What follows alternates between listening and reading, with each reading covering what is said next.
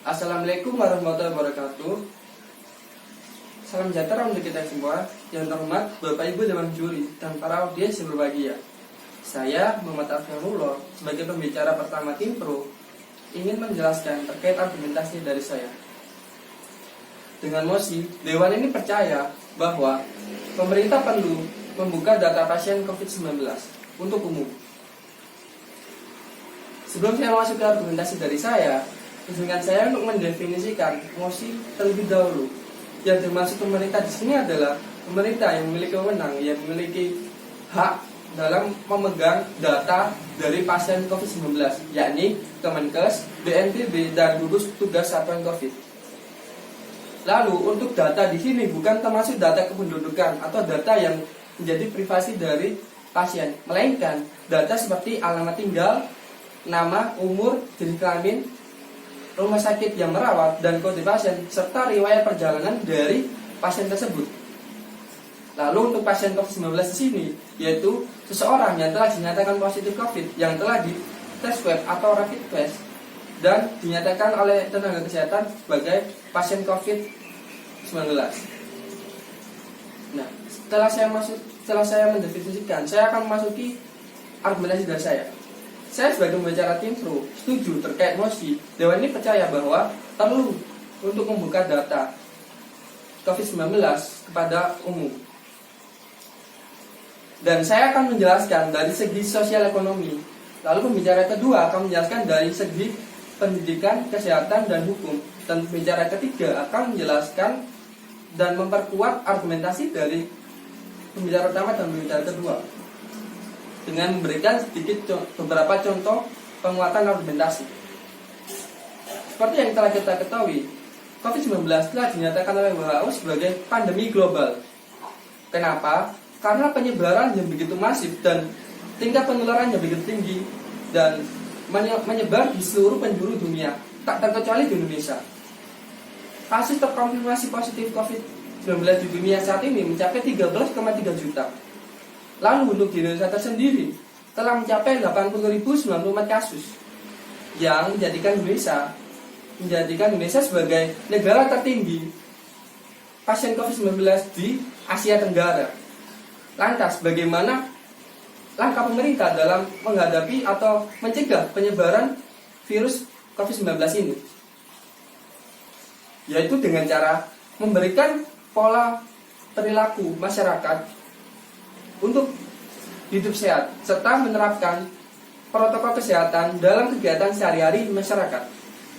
Untuk menanamkan pola perilaku ini, pemerintah harus menanamkan terlebih dahulu kesadaran masyarakatnya. Kesadaran masyarakat terbentuk karena adanya data tersebut. Data tersebut digunakan untuk menciptakan kesadaran masyarakat bahwa terdapat pasien COVID di daerah tersebut. Misal, data di daerah wilayah tersebut terdapat 5 pasien COVID dan di gang mana saja dan di jalan mana saja. Lalu ketika masyarakat telah dibuka data tersebut, masyarakat akan lebih waspada ketika mereka melakukan aktivitas di daerah tersebut. Oleh karena itu, ketika masyarakat telah waspada, kesadaran tersebut akan terbentuk sehingga protokol kesehatan dapat dilaksanakan oleh masyarakat. Dengan melaksanakan protokol kesehatan dan menekan kewaspadaan ini akan menekan laju pertumbuhan pasien COVID-19 di Indonesia.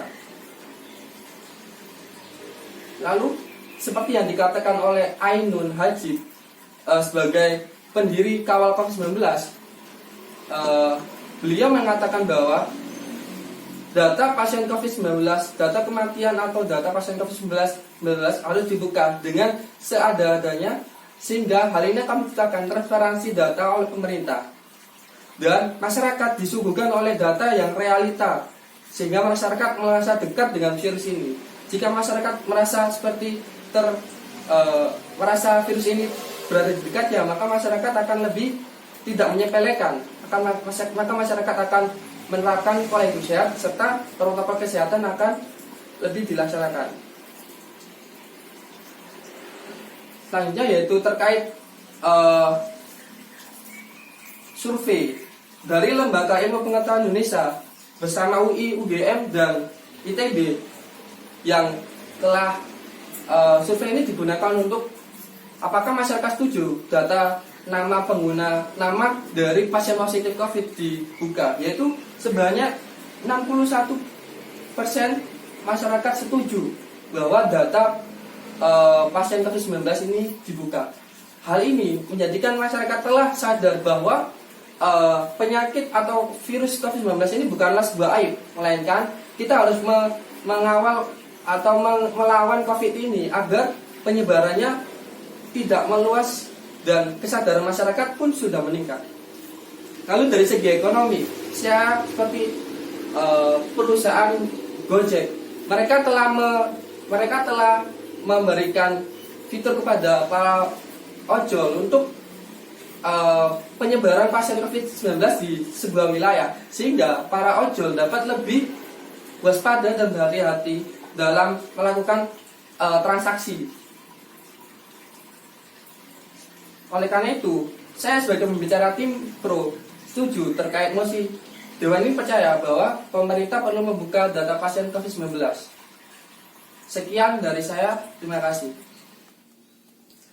Assalamualaikum warahmatullahi wabarakatuh. Yang saya hormati Bapak Ibu Dewan Juri sekalian dan juga para audiens yang berbahagia. Saya Ahmad David Agustin sebagai pembicara kedua dari tim Pro akan memberikan argumentasi dan juga pendapat kami bahwa mosi Dewan percaya pemerintah perlu membuka data pasien COVID-19 untuk umum merupakan upaya yang patut kita dukung dan patut untuk dilaksanakan untuk penanganan percepatan pandemi COVID-19 di Indonesia sendiri.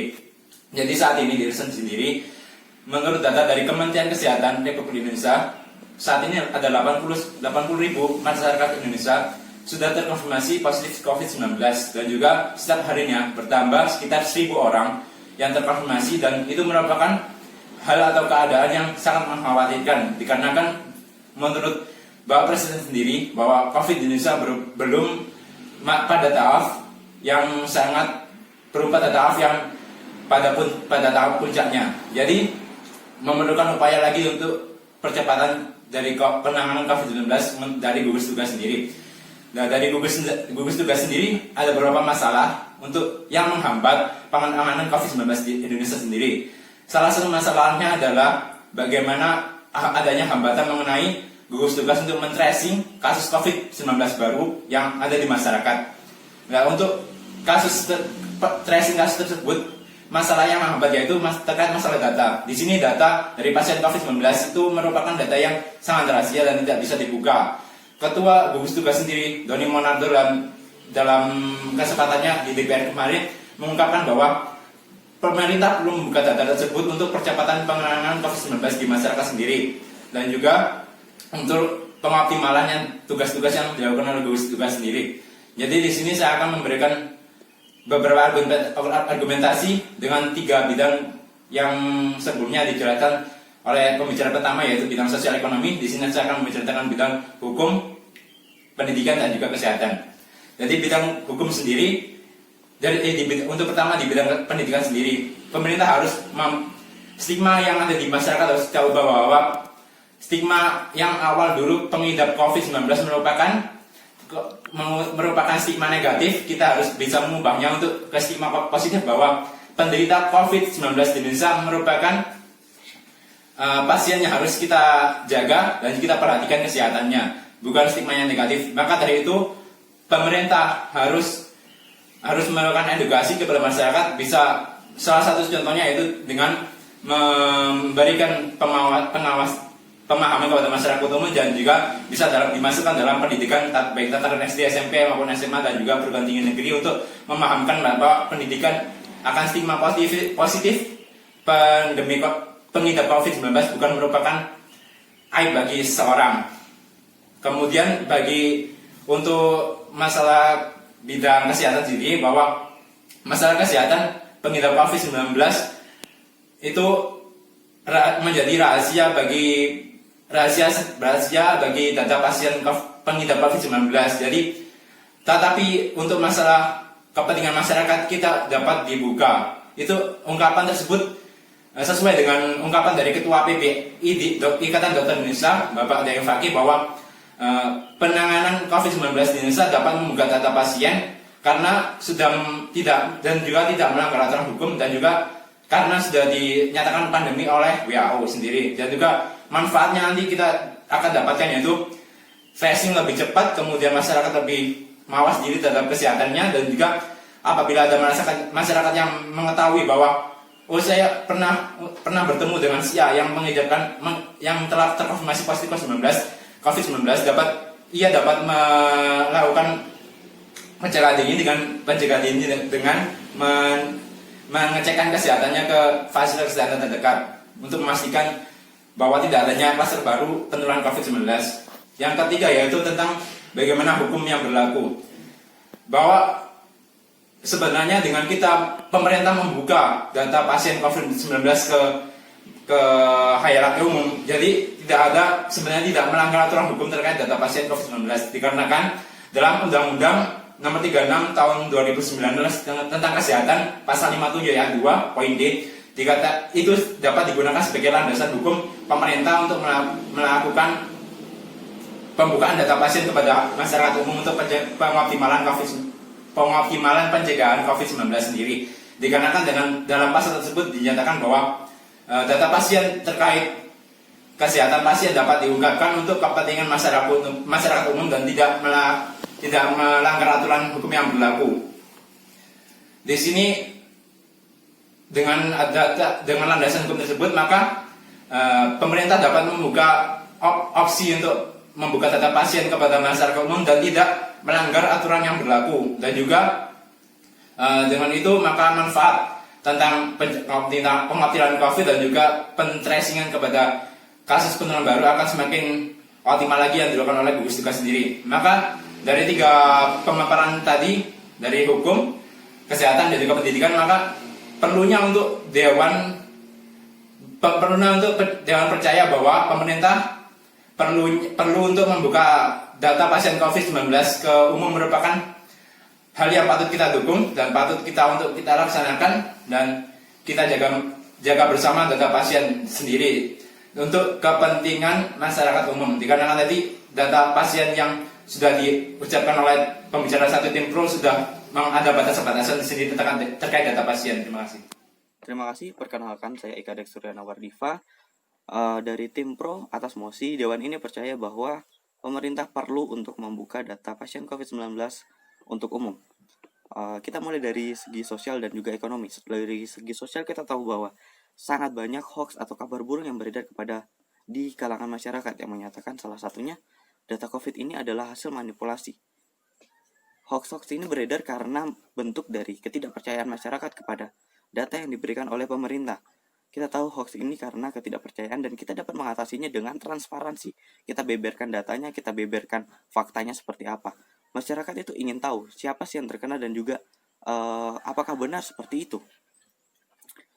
Hal ini sejalan juga dengan apa yang dilakukan oleh pemerintah Kota Surabaya pada 17 Juni lalu, dan hasilnya sangat positif, di mana setelah mereka membuka datanya, mereka memberitahu di mana wilayah yang banyak pasien COVID-nya, masyarakat menjadi lebih tenang dan juga lebih percaya kepada pemerintahnya, sehingga lebih memudahkan pemerintah untuk memberikan regulasi-regulasi dan juga himbauan-himbauan kepada masyarakat. Hal ini juga berkaitan dengan ekonomi yang ada di masyarakat tersebut. Kita tahu bahwa sosial dan ekonomi sangat berkaitan, di mana ekonomi tidak dapat berjalan tanpa kondisi sosial yang baik. Dan kita juga sama-sama setuju bahwa faktor perut atau kebutuhan pokok itu sangat perlu dipenuhi terlebih dahulu, baru kita dapat memenuhi kebutuhan-kebutuhan lainnya. Jika situasi sosial saja tidak bisa kita tenangkan, tidak bisa kita janjikan kepada mereka, bagaimana kita dapat menjamin keberlangsungan kebutuhan atau keberlangsungan hidup daripada masyarakat ini. Selanjutnya kita dapat membicarakan mengenai aspek daripada pendidikannya. Kita tahu bahwa kita sedang melawan pandemi COVID-19. Kita sedang melawan musuh kita bersama. Bukankah kita jika ingin menang melawan musuh, kita harus tahu seperti apa karakteristiknya, seperti apa kelemahannya, seperti apa titik untuk melemahkan mereka. Kita sudah sama-sama tahu titik lemahnya adalah dengan menghentikan penyebaran daripada virus tersebut. Lalu kenapa kita tidak melakukannya? Kita tahu bahwa cara terbaik untuk melakukan untuk menghentikan daripada penyebaran tersebut adalah dengan cara kita membatasi orang yang sudah terkena dan kita mengetahui siapa orang di sekitarnya yang sudah terkontak dengan orang tersebut. Kita tes orang tersebut apakah positif atau tidak. Jika memang hal ini sudah dilakukan, saya rasa angka daripada penyebaran COVID di Indonesia dapat ditekan dengan sangat signifikan. Dari segi pendidikannya juga kita dapat lakukan dengan cara memberikan edukasi kepada masyarakat. Tapi kembali lagi, bagaimana kita mau edukasi jika mereka tidak percaya kepada pemerintahnya? Jadi poinnya adalah kita harus memberikan kepercayaan dulu kepada mereka. Selanjutnya dari segi hukum, kita tahu bahwa salah satu alasan yang membuat data COVID ini tidak disebarluaskan adalah dari aspek hukum, dari aspek peraturannya. Namun coba kita lihat Undang-Undang Nomor 36 Tahun 2009 tentang kesehatan. Kita melihat pasal 57-nya, di situ dinyatakan bahwa pada ayat 1 setiap orang berhak atas rahasia kesehatan. Namun di ayat 2 dijelaskan bahwa pengecualian daripada ayat 1 tersebut di salah satu poinnya, di poin D tepatnya, disampaikan bahwa kepentingan masyarakat menjadi salah satu faktor di mana kita dapat mengetahui rahasia atau rahasia pasien tersebut. Bukankah ini salah satu payung hukum untuk kita melakukan penyebarluasan data tersebut? Selanjutnya, jika yang menjadikan argumen undang-undang dari praktek kedokteran, tenaga kesehatan, dan juga rumah sakit sebagai penghalang kita untuk menyebarluaskannya, bukankah ini kita dapat membuat peraturan yang lebih tinggi? Kita dapat memberikan sebuah payung hukum yang lebih kuat atas daripada peraturan-peraturan tersebut, sehingga saya rasa ini bukan menjadi sebuah halangan daripada kita untuk tidak menyebarluaskan data COVID tersebut, yang mana hasilnya sangat baik kepada untuk menekan penyebarluasannya. Selanjutnya kita dapat berbicara mengenai aspek kesehatan, di mana aspek ini sangat amat dekat kaitannya dengan pandemi ini. Kita tahu bahwa sudah banyak masyarakat yang sadar bahwa pemerintah ini perlu untuk membuka datanya kepada masyarakat umum. Seperti yang dikatakan Bapak Doni Monardo pada 13 Juli lalu, kemudian juga hal senada disampaikan oleh pemerintah Kota Solo, pemerintah Kota Surabaya, dan juga survei yang dilakukan oleh LIPI bersama dengan ITB, UI, dan juga UGM. Dari hasil survei pada sekitar 12 ribuan responden tersebut, disampaikan hasil bahwa 61,2% masyarakat setuju untuk mereka mengetahui siapa saja orang yang terkena daripada COVID-19 tersebut. Kemudian 97,2% yang menyatakan bahwa mereka ingin tahu siapa orang-orang atau dari mana mereka berasal dan orang-orang yang mungkin terkena daripada riwayat perjalanannya tersebut. Hal ini menunjukkan bahwa masyarakat sudah sangat sadar, ini sangat perlu kita mengetahuinya. Mereka sudah sangat ingin melawan pandemi ini. Kenapa kita harus menutup-nutupi daripada data tersebut? Kemudian hal ini juga disampaikan oleh Ikatan Dokter Indonesia melalui ketua umumnya Bapak Daeng M. Fakih, berpendapat bahwa data pasien corona tidak melanggar hukum. Soalnya ini merupakan sebuah pandemi, merupakan sebuah kejadian luar biasa. Dan juga ketika kita membuka data tersebut, itu akan memberikan penanganan yang lebih baik untuk pempercepatan daripada penghentian rantai penyebarannya. Jika kita bisa menghentikan rantai penyebaran tersebut, yang mana itu dapat mengurangi angka kematian, kenapa kita tidak melakukannya? Kita sudah sama-sama tahu bahwa alasannya adalah aturan ataupun stigma. Bukankah itu bisa dinomorduakan, itu bisa diedukasi, itu bisa dibuat peraturan yang lebih tinggi? Tetapi jika orang sudah meninggal, apakah kita dapat menghidupkannya kembali? Saya rasa teman-teman sangat setuju dengan argumen bahwa kita sama-sama setuju bahwa Dewan ini percaya bahwa pemerintah perlu untuk membuka data pasien COVID-19 ini. Mungkin sekian yang dapat saya sampaikan. Kesimpulan daripada apa yang kami sampaikan dari debat kali ini adalah kita perlu memberikan kepada masyarakat kepastian hukum, kepastian data, demi meningkatkan kepercayaan masyarakat. Daripada kepercayaan tersebut, kita baru dapat mengedukasi, kita baru dapat memberikan dan juga menghentikan penyebaran daripada COVID-19. Oleh karena itu, saya Ika Surya Wardifa menyatakan kita sangat setuju atas mosi ini. Sekian, terima kasih.